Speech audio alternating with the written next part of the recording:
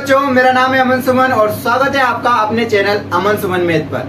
आज हम सोल्व करने वाले हैं प्रश्नावली 4.3 का क्वेश्चन नंबर 3। इसके पहले के सारे क्वेश्चन पिछली वीडियोस में सोल्व कर चुके हैं बच्चों। अगर आपने वीडियोस नहीं देखे हैं तो आप प्लेलिस्ट में जाकर देख सकते हैं, और अगर आप चैनल पे नए हैं तो चैनल को जरूर सब्सक्राइब करिए, ठीक है, और अपने सभी दोस्तों को जरूर शेयर कीजिए।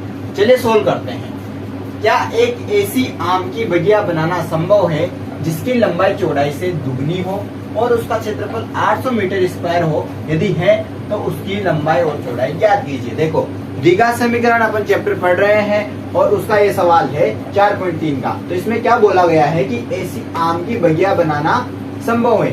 क्या ऐसी आम की बगिया बनाना संभव है, पूछ रहा है हमसे।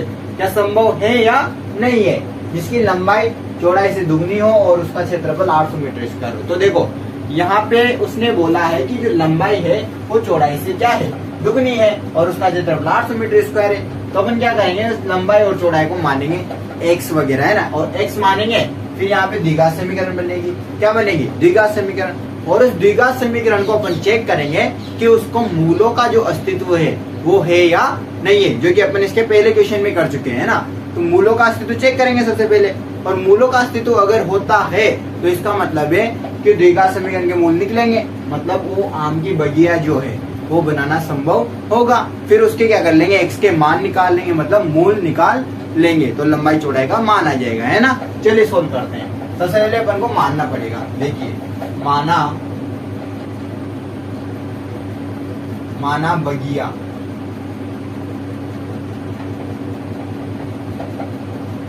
बगिया की चौड़ाई को मान लेते हैं अपन, है ना।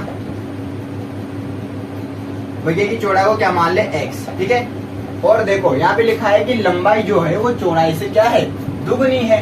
तब लंबाई, तब बगिया की जो लंबाई है, बगिया की लंबाई, है ना, तब बगिया की लंबाई कितनी हो जाएगी, 2x, क्योंकि इससे क्या है, दुगनी है। ऐसे समझो, देखो जैसे कि मान लो ये है अपने पास बगिया।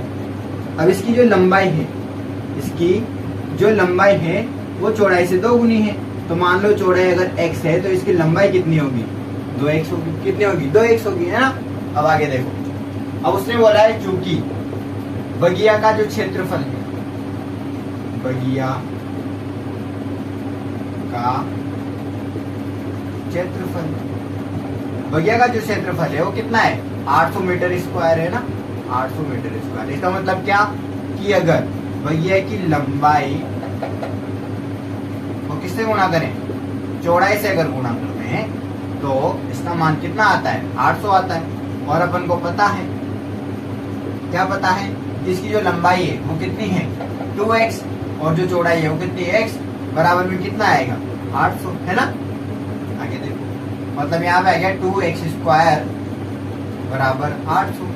अगर इसको इधर ले लें तो ये आएगा 2x स्क्वायर माइनस के 800 बराबर 0। ये क्या बन गया, एक द्विघात समीकरण बन गए। क्या बन गए, द्विघात समीकरण। अब अपन क्या करेंगे, इस द्विघात समीकरण का अस्तित्व चेक करेंगे, मूलों का अस्तित्व। अगर मूलों का अस्तित्व होगा तो बगिया को बनाना संभव होगा, और मूलों का अस्तित्व नहीं होगा तो बगिया को बनाना संभव नहीं होगा, ठीक है ना। तो चलिए करते हैं अपन इसको। यहाँ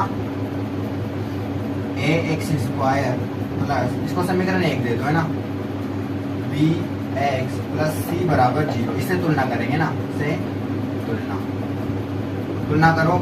a का मान क्या आएगा, 2, b का मान क्या आएगा। देखो x वाला पद इसमें है ही नहीं, x वाला पद इसमें नहीं है, मतलब b का मान क्या आएगा, 0 आएगा। क्या आएगा, 0 आएगा, है ना। और c का मान देखो माइनस के 800, ठीक है। अब करें चेक, मूलों का अस्तित्व चेक करते हैं। तो विविक्त कर d को चेक करेंगे ना। तो यहाँ d जो है, d बराबर क्या होता है, b स्क्वायर माइनस के 4ac, ठीक है। आगे चलो, b स्क्वायर, b का मान कितना है, 0 माइनस 4, a का मान कितना है, 2, और c का मान कितना है, माइनस के 800 बराबर, ये माइनस 4 को 2 से गुना करेंगे तो 8, और 8 को किससे गुना करेंगे, 8 से, तो हो जाएगा माइनस के 6400, है ना।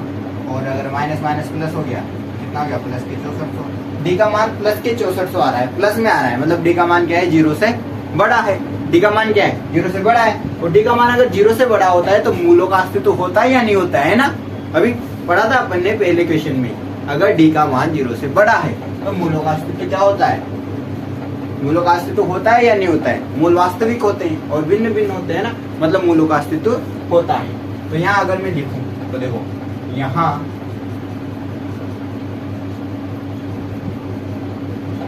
मूलों का अस्तित्व है, अतः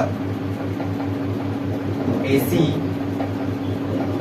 बगिया बनाना संभव है। बगिया बनाना संभव है तो उसने बोला है कि यदि है तो उसकी लंबाई और चौड़ाई ज्ञात करो। तो देखो समीकरण 1 से अपन वापस लंबाई चौड़ाई ज्ञात कर लेंगे। तो यहाँ लिखेंगे समीकरण 1, ठीक है ना। समीकरण 1 अपने पास क्या है? 2x² माइनस 800 बराबर 0। देखो देगा समीकरण है वैसे तो, या तो तुम इसके गुणनखंड करके करो क्योंकि इसमें बीच वाला पद नहीं है, तो गुणनखंड कैसे करेंगे इसके, ठीक है, या फिर उससे श्रीधराचार्य से याद करो। लेकिन इसमें बीच वाला पद तो है ही नहीं, तो अपन क्या करेंगे डायरेक्ट ही इसका निकाल लेंगे। कैसे? देखो 2x² बराबर 800, 800 उधर गया तो बराबर में प्लस का हो गया, यहाँ से निकाले x² का मान, तो 800 बटे 2, तो यहाँ से आ जाएगा x² का मान 400। अगर x का मान निकाले तो 400 पे लग जाएगा रूट, क्या लग जाएगा? रूट, वो भी प्लस माइनस, तो x का मान आ जाएगा प्लस माइनस। 400 का रूट कितना होता है बताओ? 400 का रूट कितना होता है? 20। कितना होता है? 20। x का मान आ गया प्लस 20 और माइनस 20, दो मान आए x के। तो अपन क्या करेंगे, लंबाई जोड़ाई तो प्लस में होती है हमेशा, माइनस में थोड़ी ना होती है। तो अपन क्या लेंगे, x का मान 20 लेंगे, x का मान प्लस 20 है ना। यहाँ x बराबर कितना आ जाएगा? प्लस के 20। x का मान प्लस 20 आ गया। अब अपन क्या करेंगे, लंबाई और चौड़ाई निकालेंगे। तब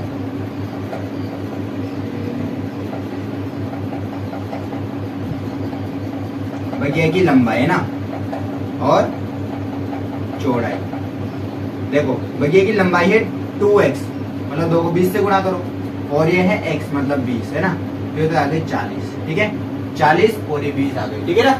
और मीटर स्क्वायर में है मतलब मीटर में आएगा ये, ठीक है, तो मीटर और मीटर। तो लंबाई और चौड़ाई अपन ने ज्ञात कर ली है ना। देखो कुछ नहीं किया, लंबाई और चौड़ाई को मान लिया x के रूप में। उसने बोला था कि जो लंबाई है वो चौड़ाई से कितनी है? 2 गुनी है। तो भैया का क्षेत्रफल 800 दिया था, तो अपन ने उसके मान रख के यहाँ से क्या बना ली, द्विघात समीकरण बना ली। उसने बोला था क्या ऐसी बगिया बनाना संभव है, तो अपन ने क्या द्विघात समीकरण का अस्तित्व चेक कर लिया मूलों का, जो कि डी का मान क्या आ रहा है? 0 से बड़ा आ रहा है, और डी का मान 0 से बड़ा आ रहा है। देखो यहाँ पे ऐसा लिख दो, ये यहाँ डी का मान क्या है? 0 से बड़ा है ना।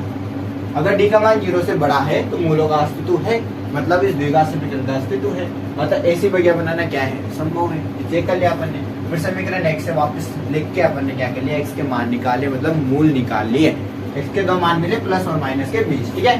तो बगिया की लंबाई और चौड़ाई तो प्लस में रहेगी ना, तो x का मान प्लस 20 ले लिया, उससे अपन को यहाँ पे लंबाई का मान आ गया 40 और चौड़ाई का मान आ गया 20। मतलब देख लो यहाँ पे दिख भी रहा है कि चौड़ाई 20 है और जो लंबाई है उससे 2 गुनी मतलब 40 है ना। तो ठीक है, ये क्वेश्चन हो गया है। इसका अगला क्वेश्चन अपन अगली वीडियो में करेंगे ना।